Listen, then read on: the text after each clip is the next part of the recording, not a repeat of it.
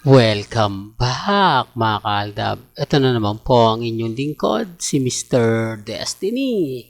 At magbibigay na naman po tayo ng pinakamainit na update po ngayon sa social media mga kaaldab. Well, balik it bulaga na naman nga po si Maine Polkerson. Pero kakaiba na naman po ang kanyang OOTD mga kaaldab. Ito yung mapapansin nyo mga kaaldab kapag may mga update, may mga ganap na kung saan talaga mapapaisip po kayo. Di po ba? Sinasabi ko lang po ito para lang po sa kaalaman ng lahat, lalo na nga po sa mga taong dumadaan at bumibisita po sa channel ni Mr. Destiny. Sabi ko nga po sa inyo dito po sa channel ni Mr. Destiny, lahat naman po ng mga gusto nyong i-update, mapanood, mapakinggan, relax lang, di po ba? Sa mga magsasabi ng ganito ganyan, maging kampante lang po kayo.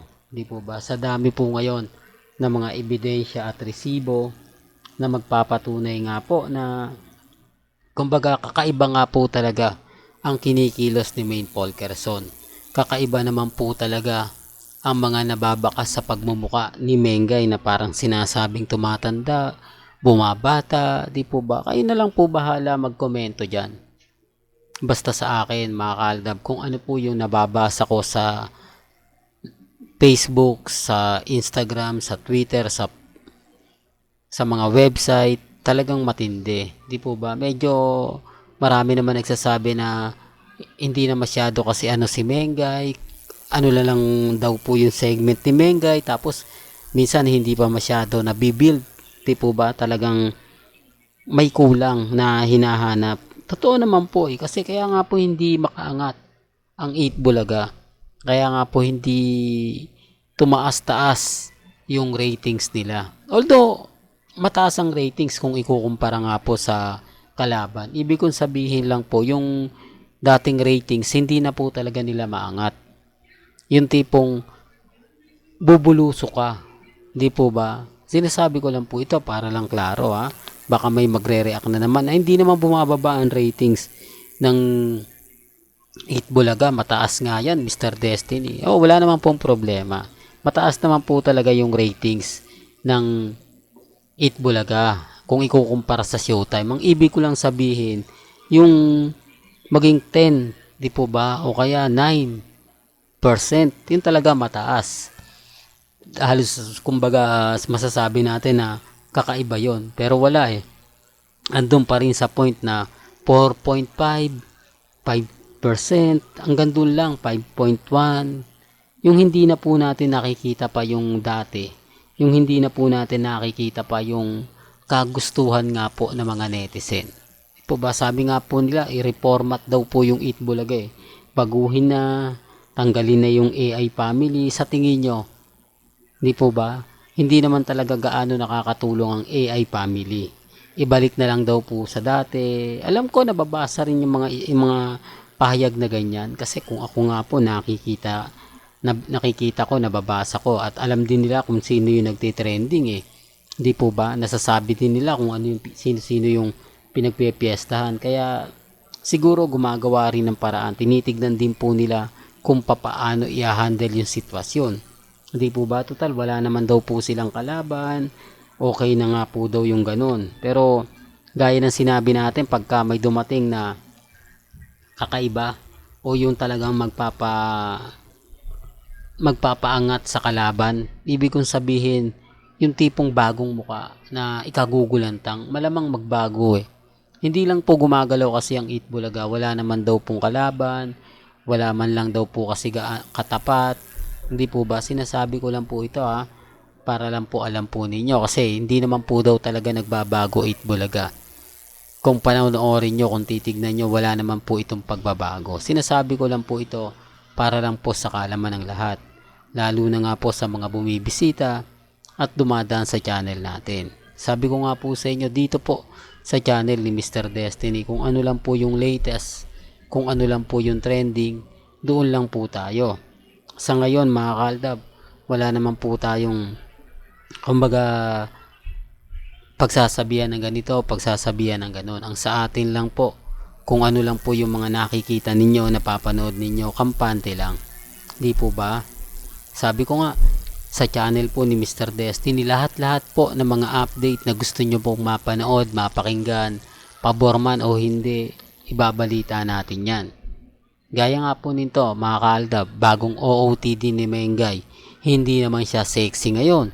Wala man lang nakalabas, miski isa. Di po ba? Ibig kong sabihin, balot na balot ngayon si Maine Polkerson, na talagang mapapaisip naman po kayo na bakit kaya ganyan ang OOTD ni Mengay. Ano ba meron? Ano ba yung ganito ganyan? Hindi po katulad nung isang araw na sobrang sexy. Kaya nga po marami nang nagugulat eh. Hindi po katulad ng dati. Hindi siya katulad ng mga panahon na nasa APT studio.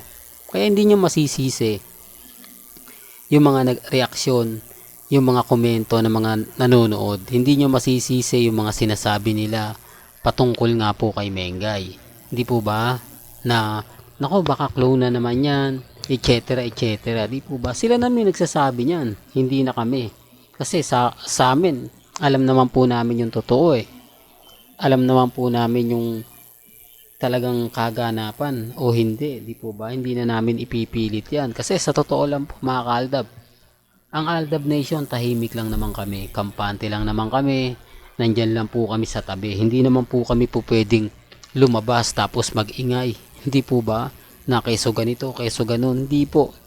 Kami nga po laging binabanatan eh. Kami nga po yung laging sinasabihan na delulo, kulto. Di po ba? Eh sila, kahit anong gawin po nila sa Instagram, sa Twitter, sa Facebook, sila po yung papaniwalaan eh.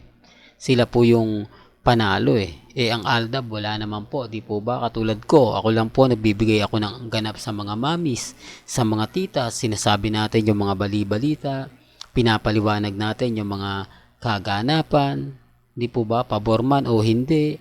Gusto ko, alam po nila, gusto ko, ramdam nila, ganun lang naman po kasimple. Tapos, sasabihin nila na, nako, fake news yan si Mr. Destiny, o, doon pa lang talo na ako pag nag-react tayo, bitter tayo kapag nag-post tayo, sasabihin nila Mr. Paasa. Kapag throwback video yung pinapakita natin, sasabihin nila nako ibaon mo na yan, luma na yan, matagal na yan, 2015 pa yan. Hindi mo alam kung saan ka lulugar, hindi mo alam kung paano ibibigay yung mga gusto nila, yung tipong gustong gusto ka nilang patigilin. Di po ba? Kaya nga po kita nyo Aldab laging up, laging trending. Si Mengay tapos susundutan ni Alden.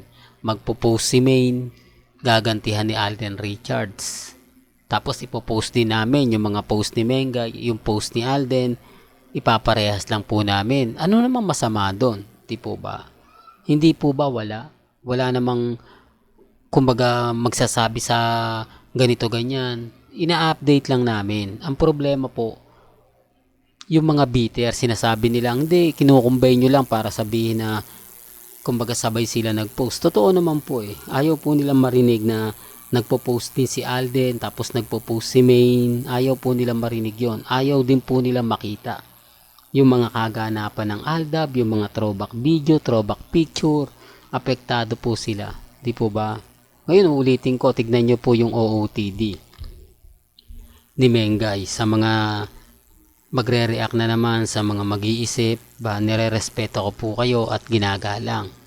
May kanya-kanya tayong opinyon at pananaw. Di po ba kung si Mengay yan o hindi, kung clone yan o hindi, kayo pa rin po makapag-decide. Pero papansinin nyo naman po mga kaaldab, kung si Maine Polkerson nga po ba yan o hindi. Di po ba kayo na magde-decide niyan? Ako lang, nagbibigay lang po tayo ng mga update at kaganapan. Well, hanggang dito na lang po ang ating latest updates. Kaya kung gusto nyo pa po ng pinaka-latest at sariwang update, abay tumutok lang po kayo dito po sa channel ni Mr. Destiny para updated po kayo sa mga latest at sa mga bagong video po na ilalabas po natin maya-maya lang. Kaya kung bago ka lang sa channel na to at isa kang true blooded Aldab Nation na nagmamahal po kila Mengay at Isoy, tama po ang channel na pinuntahan mo, kaya consider na po kitang bagong subscriber at huwag mong kalimutang i-share ang mga video po natin sa mga mami, sa mga titas, at sa mga senyor. Hanggang sa muli, salamat po sa panonood at pakikinig.